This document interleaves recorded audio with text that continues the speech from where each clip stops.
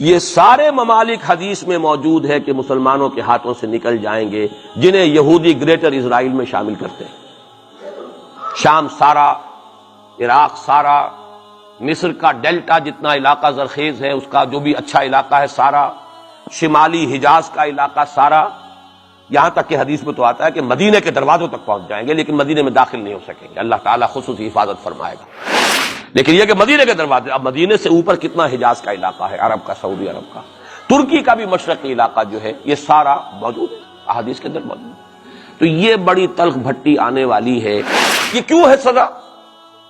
سزا اس لیے ہے کہ ہم نے اسلام سے بے وفائی کی، سیدھی بات ہے۔ اللہ کو تو نہ ہم سے کوئی دشمنی ہے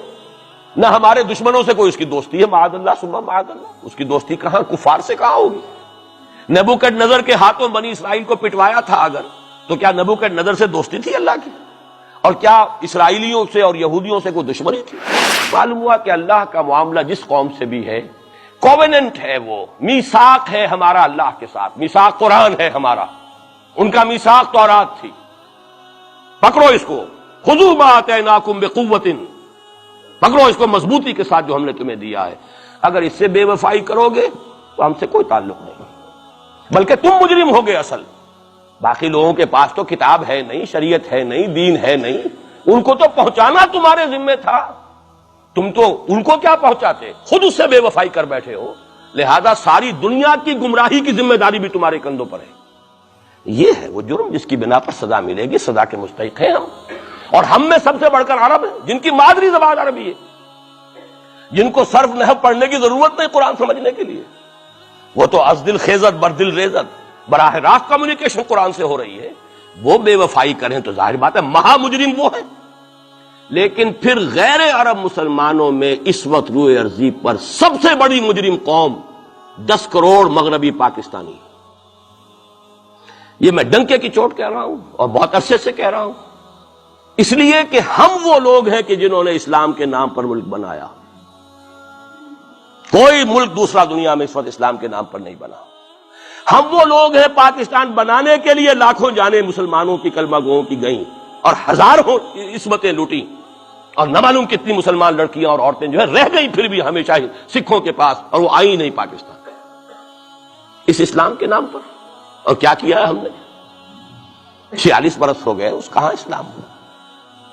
لہذا اس سے بڑی مجرم قوم عربوں کے بعد، ہم یہ کہہ سکتے ہیں ہمارا عام آدمی قرآن نہیں پڑھتا، قرآن جانتا نہیں، ٹھیک ہے، اپلی ہے کچھ نہ کچھ، اس اعتبار سے ان کے بعد نمبر ہمارا ہے، لیکن باقی پوری دنیا کے مسلمانوں سے بڑھ کر مجرم ہیں۔ اور ہم اصل میں نہ صرف یہ کہ خود اپنے حصے کے مجرم ہیں، بھارت کے مسلمانوں کا بھی سارا وبال ہماری گردن پر ہے۔ آج میں چاہتا ہوں کہ اس کو آپ اچھی طرح نوٹ کر لیں۔ بھارت کے مسلمانوں نے، جسے آپ فرض کفایہ کہتے ہیں، نماز جنازہ فرض کفایہ، چند لوگوں نے بھی کسی مسلمان کی نماز پڑھ لی تو سب کی طرف سے ادا ہوگی، کسی نے بھی نہیں پڑھی تو سب مجرم ہو جائیں گے،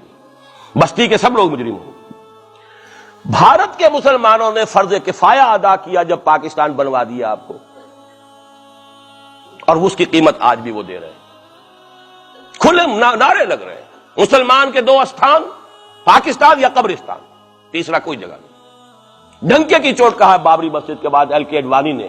ہم ساری مسجدیں گرا دیں گے ہندوستان کی، کوئی مسجد باقی نہیں چھوڑے۔ ڈنکے کی چوٹ، اعلانیہ، یہ سب کچھ ہو رہا، اور یہ نعرے تو نہ معلوم کب سے لگے، اور نہ معلوم کب سے میں یہاں ان مسجدوں کے اندر بھی اور اپنی تقریروں میں وارن کرتا رہا ہوں کہ کیا وہاں ہو رہا، لیکن ہمارے تو کان پر جوں نہیں ریگتی۔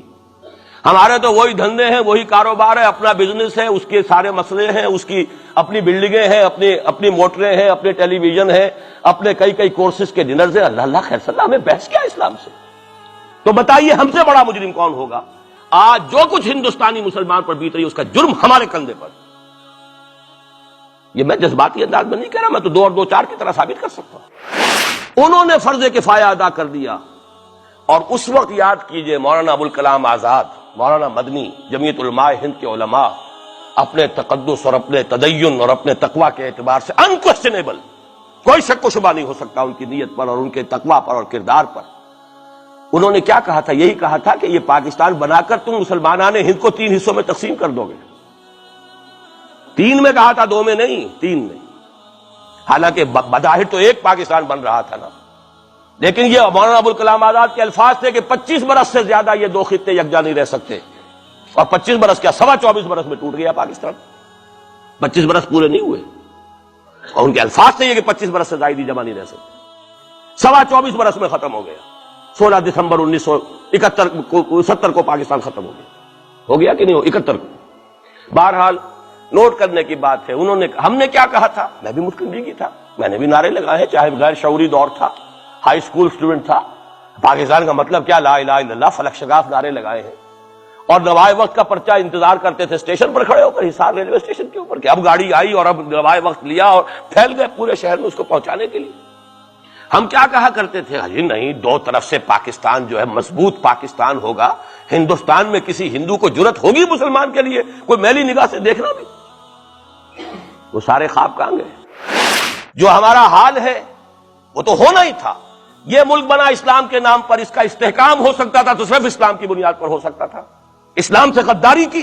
لہذا یہاں تو اب قومیتیں ہیں، یہاں تو اب ایتھنک اور ریجنل اور نہ معلوم کس قسم کی اور لنگوسٹک جو ہے نیشنلٹیز ہیں، نیشنلزمز ہیں، وہ جو ایک امت ایک وقت میں بن گئی تھی، ایک قوم، مسلم قوم ہندو کے مقابلے کے لیے، وہ تو ختم ہوئی۔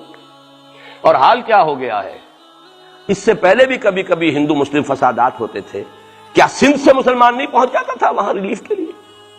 کیا پنجاب سے اور سرحد سے مسلمان نہیں جاتے تھے؟ بہار نہیں گئے تھے؟ کیا کانپور کی مسجد شہید ہوئی تھی 1915 میں تو پوری ہندوستان سے مسلمان نہیں پہنچ گئے؟ آپ کیا کر رہے ہیں، مندر گرا دیے، یہاں بڑی بہادری کا کام کیا، مندر گرا دیے، شرم سے ڈوب مرنے کا مقام ہے، یہاں بھی گویا کہ ہم اپنے عمل سے اسلام کی مخالفت کر رہے ہیں، اسلام تو اجازت نہیں دیتا، آپ کسی اور کے جرم کی سزا کسی اور شخص کو نہیں دے سکتے، ہمارے پاس تو یہ سیکریٹ ٹرسٹ ہیں، یہ لوگ ذمہ وہ اپنے آپ کو منواتے نہیں، لیکن ہمارے تصور سے، اسلام کے تصور سے ذمہ ہے، ان کی جان، مال، عزت، آبرو، ان کی عبادت گاہوں کی حفاظت کا ذمہ ہے ہمارا، ایک بڑی بہادری کی ہے، ذرا سوچئے تو صحیح کیا دنیا نے سوچا ہوگا، اور نتیجہ کیا نکلا؟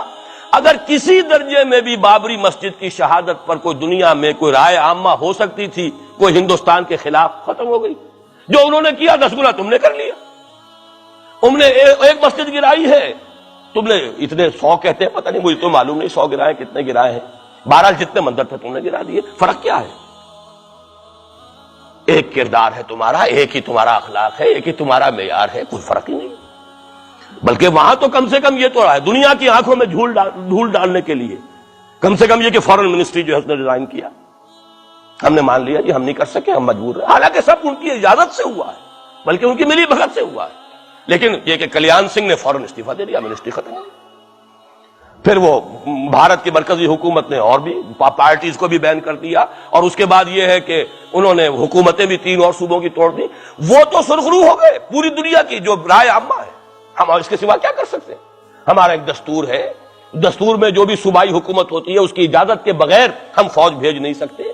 وہاں پہ صوبائی حکومت تھی، اس نے ہمیں یقین دہانی کرائی تھی، سپریم کورٹ کو بھی یقین دہانی کرا دی تھی کہ مسجد کو کچھ نہیں ہوگا، تو ہم تو اس کے اوپر ڈیپینڈ کر رہے تھے، ہے سب جھوٹ، سب کو پتا تھا جو کچھ ہوگا، اندر خانے ملی بھگت تھی، لیکن یہ ہے کہ کم سے کم انہوں نے فیس سیونگ کے لیے ان کے پاس مواد موجود ہے، آپ کے پاس تو وہ بھی نہیں، آپ کے تو اخبارات نے لکھا ہے کہ کارپوریشنز کے ٹریکٹرز جو ہیں گئے ہیں گرانے کے لیے، اور وزراء جو ہے، ایک وزیر کا نادر پرویز کا تو نام آیا ہے، اخبار میں خبر تھی، ہم نے بھی پڑھی تھی، فوٹو بھی دیکھا تھا کہ وہ خود ہاتھ میں پھاوڑا لے کر جو ہے وہ منظر گرانے کے لیے چلے۔ یہ جو صورتحال ہے جان لیجئے، اس وقت میں آپ کو بتانا چاہتا ہوں، ہندوستان کے مسلمان پر تو جو قیامت بیت رہی ہے، میں نے اپنا ایک تاثر کچھ عرصے پہلے یہاں شد بیان کیا تھا، رہا ہے میرا تاثر، اور وہ ہے اصل میں وہ لاسٹ سپر جو ہے انجیل میں جس کا تذکرہ ہے حضرت مسیح علیہ السلام نے جو آخری کھانا رفع سماوی سے قبل کھایا ہے اس باغ میں جہاں روپوش تھے اپنے حواریین کے ساتھ، تو اس میں یہ الفاظ آئے ہیں، میں نہیں جانتا صحیح ہیں غلط ہیں، وہ ایک علیحدہ بات ہے کہ آپ نے وہ روٹی توڑی اور کہا کھاؤ، eat and this is my flesh, یہ میرا گوشت ہے، کھاؤ، اور اس کو کہتے ہیں وائن، کوئی مشروب ہوگا جو بھی ہوگا، ڈالا کہ پیو، drink and this is my blood. میرا احساس ہمیشہ یہ رہا ہے، اس کے بعد کچھ ماند پڑ گیا، جب یہاں مسلمان نے یہاں مارا ہے اور کچلا ہے اور زندہ آگ میں جلایا ہے، پھر بات ختم ہو گئی، میرے دل کے اوپر سے وہ احساس ختم ہو گئے۔ وہاں ہندو کے ہاتھوں جب مسلمان کے ساتھ یہ کچھ ہوتا تھا تو پھر جب میں کھانا کھاتا تھا محسوس کرتا تھا کہ میں ہندوستانی مسلمان کا گوشت کھا رہا ہوں اور ہندوستانی مسلمان کا خون پی رہا ہوں۔ یہ ہمیں عیش جو یہاں حاصل ہے، جو آرام حاصل ہے، جو ہمیں یہاں پر سہولتیں حاصل ہیں، جو معاشی اس کی کاسٹ پر ہے. اس نے آپ کو یہ ملک لے کر دیا اور آج تک اس کی قیمت ادا کر رہا ہے. اور ہم جو ہے عیش کر رہے ہیں، گل چھرے اڑا رہے ہیں. یہاں جس کے پاس 2 پیسے ہو گئے برقع اتار کے اس نے پھینک دیا. یہ معلوم ہوتا ہے کہ یہ تو مفلسی کو چھپانے کا ذریعہ تھا. 4 پیسے ہوں، اچھے کپڑے پہنے ہوئے ہوں، میک اپ صحیح کیا ہوا ہو تو پھر برقعے کی کیا ضرورت ہے؟ اور میں نے شاید سنا ہے آپ کو، مجھ سے تو چند لڑکیوں نے یہ الفاظ کہے باقاعدہ. میں جب پریکٹس کرتا تھا لاہور میں کرشن نگر میں، تو ایک گھرانے کی، اور مجھے معلوم ہوا کہ ان کے والد انتہائی نیک تہجد گزار. کئی لڑکیاں تھیں بہنیں، ایک ہی تقریباً عمر 200 سے 1.5 سال کی. کبھی وہ آتی تھی کلینک میں میرے تو برقعے سمیت، کبھی آ رہے ہیں تو بغیر برقعے کے. میں نے پوچھا یہ کیا تماشا ہے آپ لوگوں کا، کبھی بغیر برقعے کے کبھی برقعے سمیت. صاف جواب دیا. میں ان کے الفاظ کوٹ اینڈ کوٹ میں ان کے الفاظ کوٹ کر رہا ہوں. ڈاکٹر صاحب جب ہمیں کوئی میک اپ کرنے کا، کپڑے بدلنے کا موقع نہیں ملتا تو ہم برقع پہن لیتے ہیں،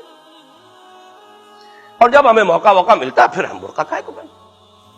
تو گویا کہ اس کو چھپانے کا ذریعہ برقع ہے کہ کپڑے میلے ہیں، میک اپ نہیں کیا تو لہذا برقع پہن لیا. یہ ہے حال پاکستان میں اسلام کا جو ہم نے بنایا ہے.